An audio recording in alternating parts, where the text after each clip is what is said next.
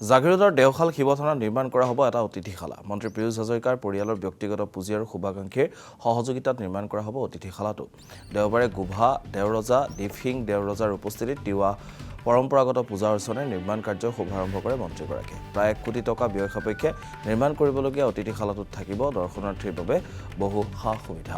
1600 শতিকাতে গোভা ৰজাই প্ৰতিষ্ঠা কৰা দেওশাল শিৱথানত দেশ বিদেশৰ পৰা আগমন কৰে বহু ভক্তৰ। জাগিৰোডৰ দেওশাল মন্দিৰটো ইতিহাস প্ৰসিদ্ধ।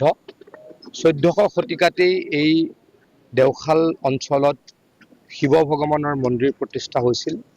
আমাৰ অগ্ৰজসকলে তিৱা ৰজাসকলে এই মন্দিৰ প্ৰতিষ্ঠা কৰিছিল। এই মন্দিৰটোৰ মহাত্ম্য আমাৰ অঞ্চলত বহুত বেছি। এই মন্দিৰটো অতি এটা জাগ্ৰত মন্দিৰ। আমি সকলোৱে এই মন্দিৰতেই পূজা প্ৰাৰ্থনা কৰি সৰুৰে পৰা সকলো ডাঙৰ হৈছোঁ। গতিকে এই মন্দিৰটোৰ প্ৰতি আমাৰ যথেষ্ট কৰণীয় কাম আছে। আমি চৰকাৰৰ তৰফৰ পৰা ইতিমধ্যে যথেষ্ট কাম ইয়াতে কৰিছিলোঁ, কিন্তু মোৰ বহুদিনৰ ইচ্ছা আছিলে ব্যক্তিগতভাৱে কিছু কাম কৰাৰ।